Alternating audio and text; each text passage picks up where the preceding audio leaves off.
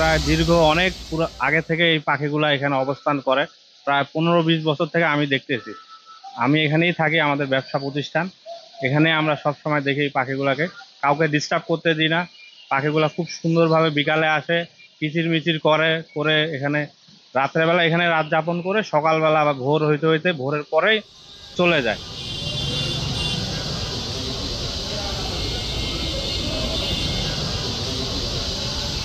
এই পাখিগুলাকে দেখেও ভালো লাগতেছে। পাখিগুলোর আওয়াজ, গ্রাম এই শহরে যদি আরো কয়েকটি যদি গাছ লাগানো হয় তাহলে আরো পাখি বসবাস করতে পারবে।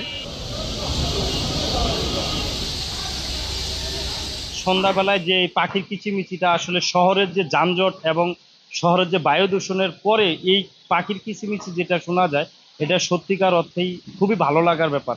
এই দৃশ্যগুলো বেশিরভাগ গ্রামেই দেখা যায়, কিন্তু শহরে দেখা যায় না। কিন্তু এখানে গাছ থাকার কারণে এই কিচিরমিচির শব্দটা আসলে সত্যিকার অর্থেই যে একটা মানে পরিবেশ, পাখির যে সমাগম।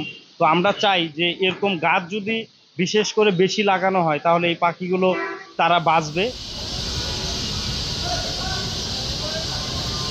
এই পাখিগুলো সংরক্ষণের জন্য পৌরসভার পক্ষ থেকে একটু চ্যালেঞ্জিং, কারণ আমাদের জানেন যে যেসব জায়গা আছে অধিকাংশ জায়গায় এখন বসতবাড়ি হয়েছে।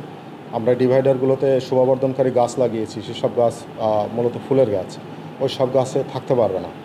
তারপর আমরা দেবদারু সহ অন্যান্য আমাদের বিভিন্ন গাছ ডিভাইডার আছে।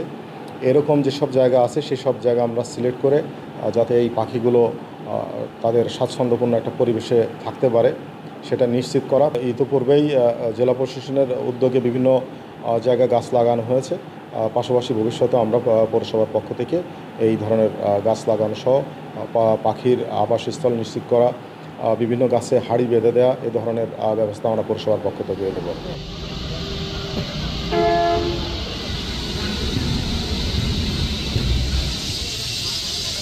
তো এই পাখিগুলো মূলত আমাদের লোকাল ভ্যারাইটি চড়ুই পাখি বলি, অধিকাংশই চড়ুই পাখি, যাকে পেশা ডোমেস্টিকাস বলি।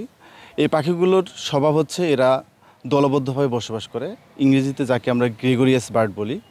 তো এই পাখিগুলো তাদের যে প্রাকৃতিক বাসস্থান, যেখানে গাছপালা ঘন বন জঙ্গল আছে সেখানে বসবাস করে।